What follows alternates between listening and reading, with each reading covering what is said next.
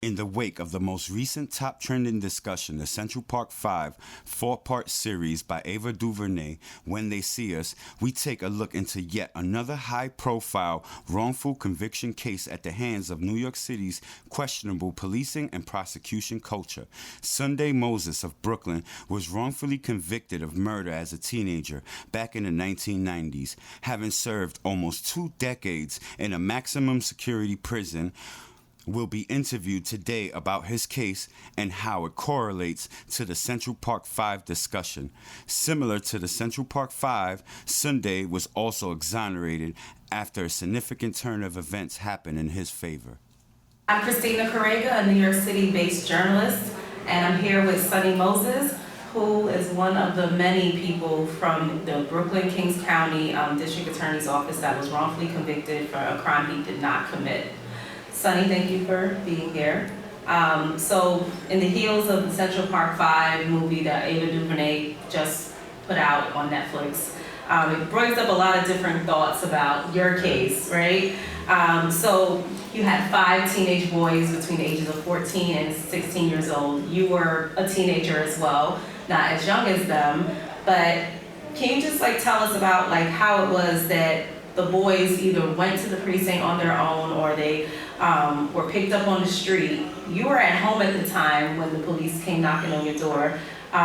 Looking back, which precinct was it? Do you remember? It was the 90th precinct, Brooklyn North Homicide Squad. North Homicide Squad. So when you got to the precinct, or when they brought you to the precinct, and you heard that you were accused of being a part of a murder where a 4-year-old child was killed, and what was going through your mind at that point? To be honest with you, I wasn't, I was surprised, but I was sort of relieved in a way that, I know I didn't do it. So I was like, I'll be out of here in a couple of minutes. That was more my attitude, right? It was a big mistake, and I'll be out of here in a couple of minutes. So that's how I thought. You were a young father at the time too, so to even think that you would be accused of something like that is just ridiculous. Yeah, I had my son. I just had a son, Shaquille Moses is his name, and he was only about a couple of months old, 3 or 4 months old at the time. Yeah. So the one thing that a lot of people on social media are kind of honing in on when they were watching Ava DuVernay's movie, When They See Us, they hear about false confessions, and some may say, well, I never admit to something like that, and how can somebody say that I did something when I know I didn't do it? You have said, and you actually testified at your trial, that you were forced to confess to this crime. So can you explain to us how someone, an adolescent, can be forced or coerced into saying something that they've never done? Yeah, it's I was in that situation. I was interrogated for most of the day in September 1st, 1995.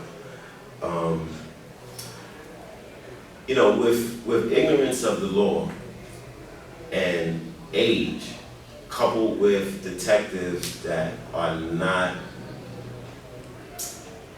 doing their job, and they have a goal, and their goal is to not find justice, but to arrest someone for this crime. When you have all those elements inside an interrogation room, you probably would come out with a confession with any young child, the one that wants to go home. And so I can see it happening. Most people, it's very difficult for them to understand because there's a whole psychology behind it. But I would encourage people to do their research when it comes to confessions being made by innocent people and how they come about. It's very intricate, and detectives know. Detectives really know how to push those buttons, and so this is why in Ms. DuVernay's movie, which was great, she sort of illustrated how when the youngest child, I think, when his mother left the precinct, the cop made a statement and said, it's Christmas, right?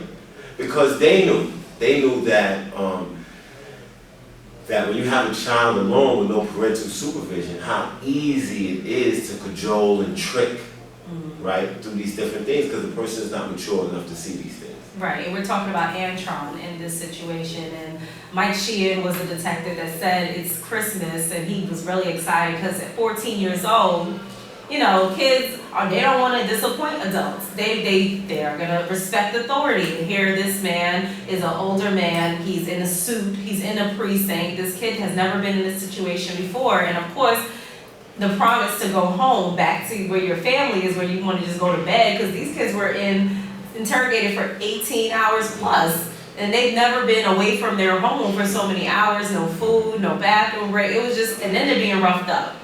In my case, it was that and then some. In my case, it wasn't several of us. I have one co-defendant who was already incarcerated at the time, a week before me. I was more confident. I wasn't scared at all, and they felt that, and that's what made my interrogation get physical. Because they knew that they tried. They said, people were saying this, people were saying that, but in my heart, I knew I was innocent. So I more was sitting there saying, they'll figure it out because they're wrong. And I wasn't, I was confident in that.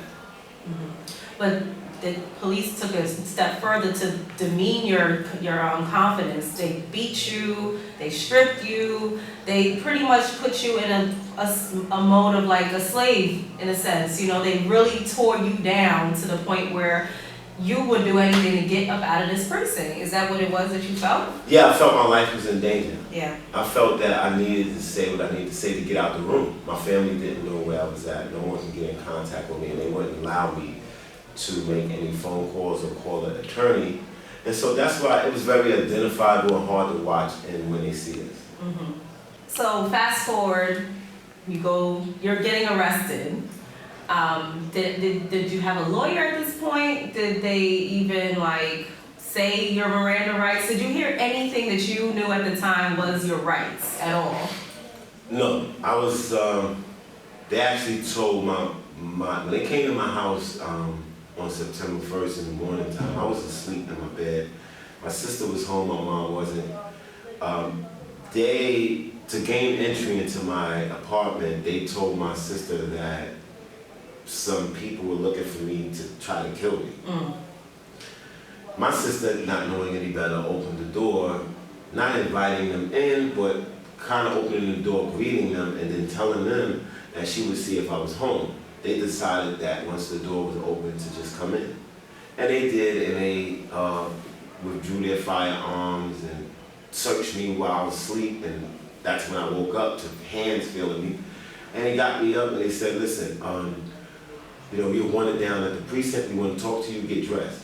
So the whole approach was as if they were arresting me, but technically I wasn't under arrest. Right. And it's interesting that your sister was the one that left them in the apartment, like you said, unbeknownst to her knowing anything about you having your life being threatened.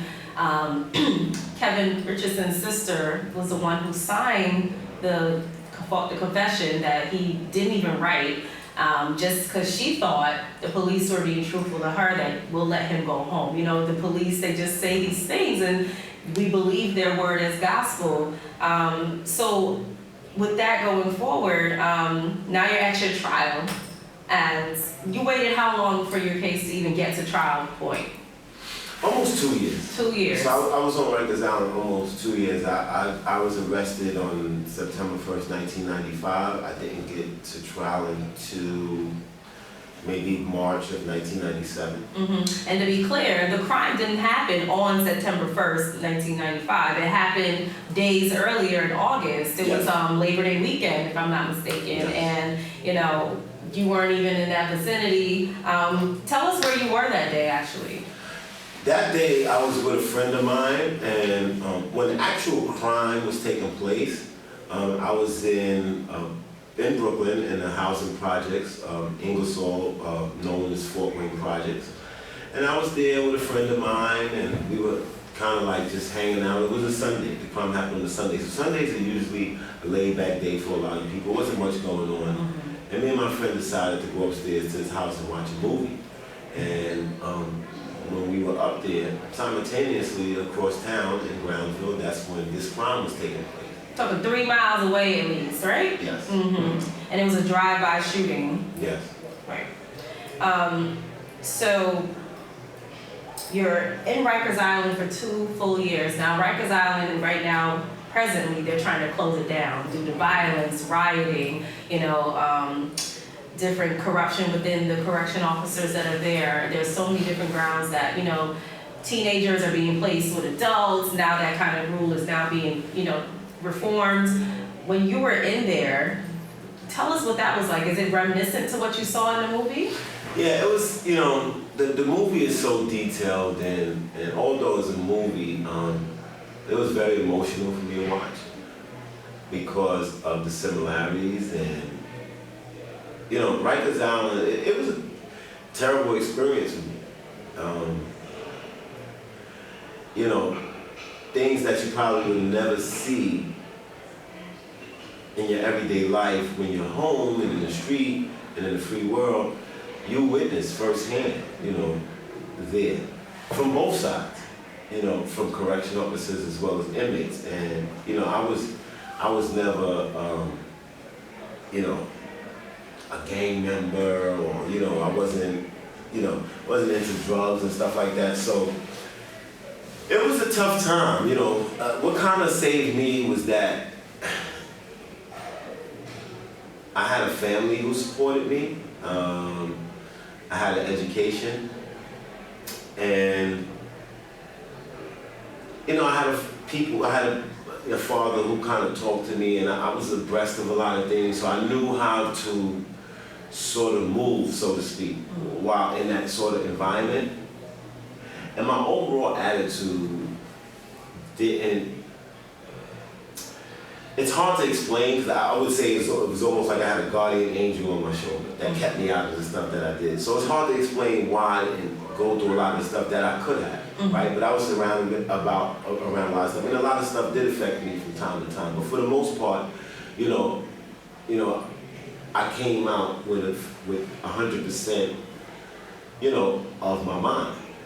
It didn't drive me crazy, and I don't have any physical injuries from stuff that occurred while I was in prison. Right, and what the film did do was focus a lot on Corey Wise's story, because he was the only one that actually went to a prison facility upstate New York. I believe he transferred between 4 different facilities, maximum security. But he was in Attica. Yeah. They put him up there. He was 16, maybe 17 years old at that point, and he's with hardened criminals, and he knows that he did not do anything at all to be there. And it seemed as though he just had to be there because his case was in the news. It was like a detriment to him. Like the correction officers, according to the film, sought him out so that they can bring him down once again, like beat down mentality. Or did you experience any type of person trying to try you when you got in there? Your case was in the news. It was in the New York Times. The Daily News reported on it. It was on, I believe, Channel 7 had reports on it. So it was, your face, I don't believe, was out there, but your case was out there because it was a 4-year-old girl that was murdered. So did any officials or any type of inmates try to try you, even on that little factor? A child murderer in prison, you guys aren't exactly welcomed. My issues stem from, my face was, the day I was arrested, I was on the news, my face was on the news, so it was broadcast. My issues came more from law enforcement than from inmates, because they painted me as being violent. So that they painted me as being violent, and they painted me as being connected to violent individuals. So, as far as from the inmate population, I really didn't have too much problems. But from the correction officer standpoint, I did, and I can identify with that in the movie, right? Moving me from place to place because they felt like, you're a child murderer, you don't deserve the same privileges that other inmates may get while you're locked up, Like what? Like, like not letting me out for recreation, not letting me go to commissary, right? Certain things that I should be able to go to, like, you know, not letting me use the phone, spreading rumors, telling people, like other inmates about my case. Oh, okay. Right, trying to get them to react. Like, there were times where, like, one officer, he told some blood gang members, you know, he a baby killer right there, and y'all can do whatever y'all want. Saying, basically telling them y'all can rob him or do whatever y'all want, and I'm turning a blind eye, I'm turning my back towards it. And in prison, that's sort of like putting blood in the water with sharks, because here's guys that don't have much, and you know, they don't care about robbing people, they just don't want to get in trouble for it, and here's a correction officer that's telling them they won't get in trouble for it. It just so happened that these guys, you know, they were upstanding enough to not accept that offer. And so this is why I say, you know, I think I had a guardian angel, because there was things that could have went left during the whole course that it just didn't, and I think about that all the time. Yeah. I mean, Corey just got the brunt of it. Every facility he went into, he got stabbed, almost died, you know, he was consistently being beaten, violated by the other inmates because, you know, the other inmates got the green light to just beat on him. But I want to take a step back and go back to your trial. Did you have any say in your defense at all? Yeah, I testified in my own behalf. Okay. And I told them, you know, everything, literally, where I was at, you know, what I did. You know, I told the truth, and I felt like to testify on my own behalf because I wanted them, you know, to hear my story, because just like when they see us, in my case, the cop was saying that I confessed the crime to him, right? And so I wanted the court to hear me, so I testified on my own behalf, and I was found guilty despite some of the glaring inconsistencies, but it wasn't picked up then because it was spurred by emotion because a 4-year-old girl was murdered. Right, but at the same time, speaking of the little inconsistencies, which were huge, nobody identified you as the person that was doing the shooting in the car, or outside of the car, or even in the car, or in the vicinity.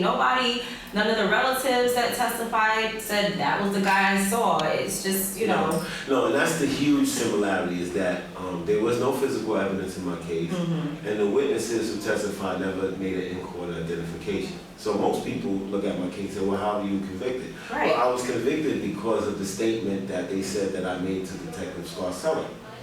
And that's what my case sort of turned on, right? Whether that statement was involuntary or voluntary. Right. So, but at the time, we didn't know a lot of the facts that we know now today. Was your confession recorded on video as well? No, my confession was not recorded on video, and which was another point of reference that was brought out during my hearing. Okay. Because the boys, their confessions were used, and it's like they didn't have to testify because jury, listen, this is them telling the police and the prosecutors about what happened that day. It doesn't matter if they testify or not. But Corey Wise got on the stand and told the jury that he didn't do these things. He didn't say these things. They made him say it. And once again, it's like, but how did they all get convicted? It's a question as to like, the jury of your peers. Now, what were your peers? Do you remember what they looked like? Your jury panel? Yes, my jury panel was a mixture of men and women, of all nationalities, some black, white, Hispanic, of different ages, and you know, it just like in the movie, in the film. In my case, there's no one to take the blame for what was done either, right? The cop who arrested me, who has since been disgraced, is still out. He's not charged. He still collects a pension to this day. So, you know, the issue in my specific case And the issue in wrongful convictions in general is that there's no accountability. Speaking of accountability, when you're in prison and you serve your term, which you were sentenced to 15 years to life, that means you had to do full 15 before you sit in front of a parole board to try and get out so you can be acclimated again with the community, get you back to your family. Tell us what that was like, your first time going in front of the parole board. Well, I knew that the parole board, by the time I made it to my parole board appearance, I knew that they were very tough.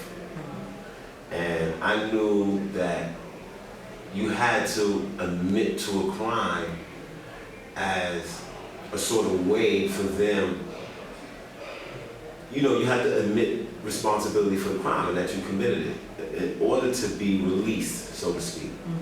So I was in the catch-22 in the sense that I didn't commit the crime, but I knew in order to get out, I would have to admit. So when I went to my first parole board, which was in 2011,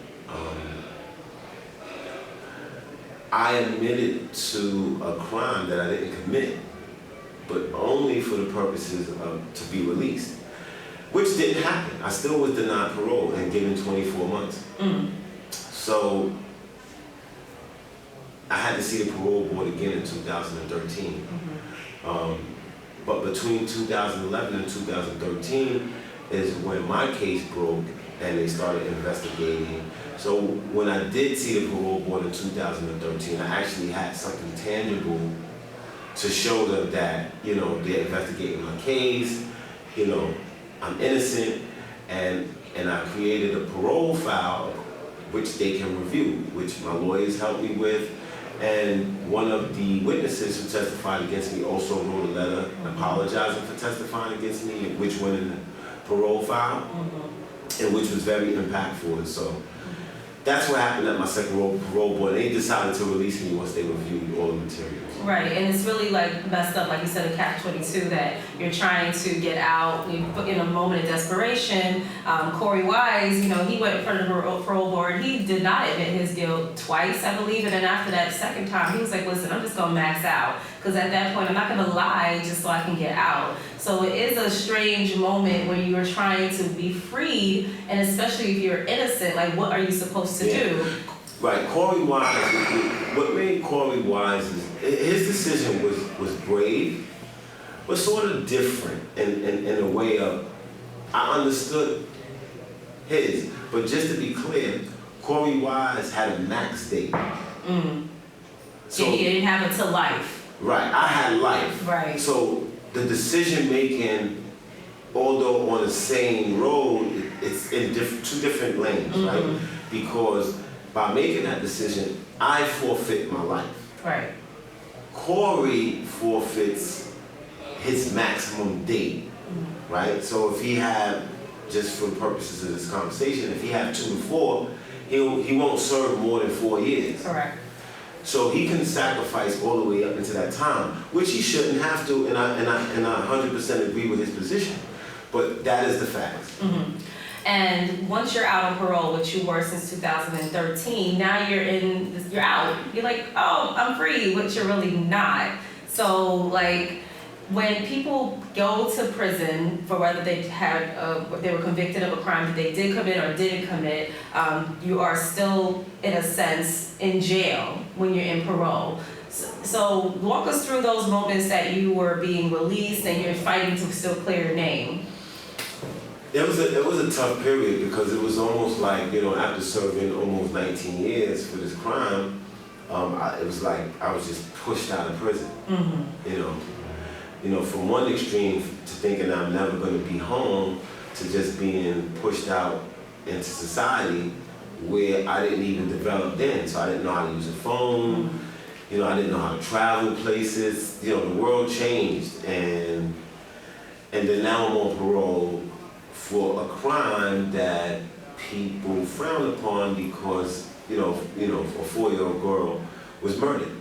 And so I'm on parole. I don't feel like I should be on parole. I still feel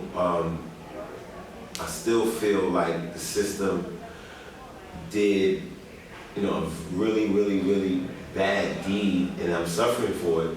And so my attitude was I don't belong on parole, but I still had to go. I still had to report, and I still had to follow the rules of parole. And parole was very unfair, and parole was very nasty to me.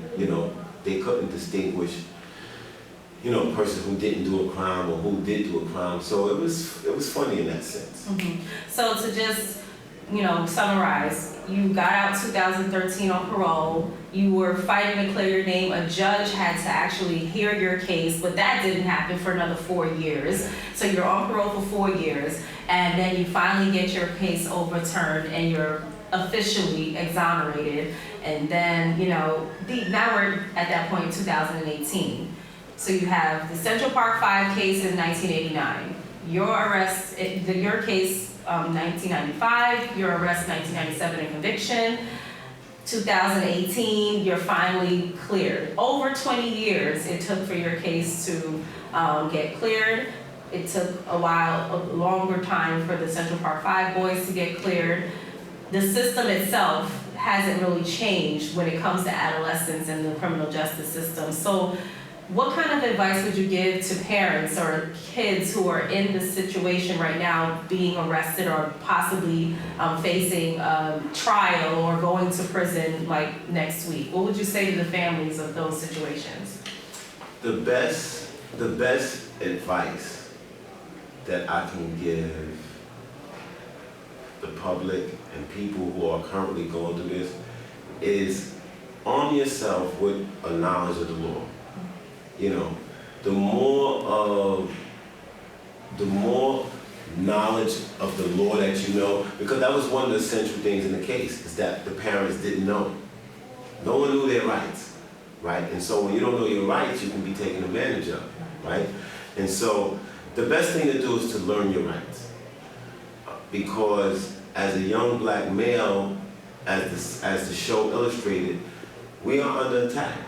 And so guardians, parents, must arm themselves with a healthy knowledge of the law so they know what can and can't be done with their children or themselves. So I think that's probably the one best thing. Another thing is check with your local leaders, right? And force them, right? Your congresspeople, your congressman and congresswoman, check with them and force them to put regulations, stay in constant communication with them. Right? Stay in constant communication with the local police department. Try to personally get to know them. Even though I know that that's tough. Right? So this is why I do rallies. I meet with City Hall, and I meet with officials to try to change regulations. Right now, we try to change the way that interrogations are held. We try to change the way that lineups are being held. There's me and several other people was wrongfully convicted. Due to this one cop, Derek Hamilton is one, Shabaka Shakur is another. There's several that we're all in contact, and we do a bunch of things community-wise, and we try to get some laws changed to affect wrongful convictions. Thank you. You're welcome.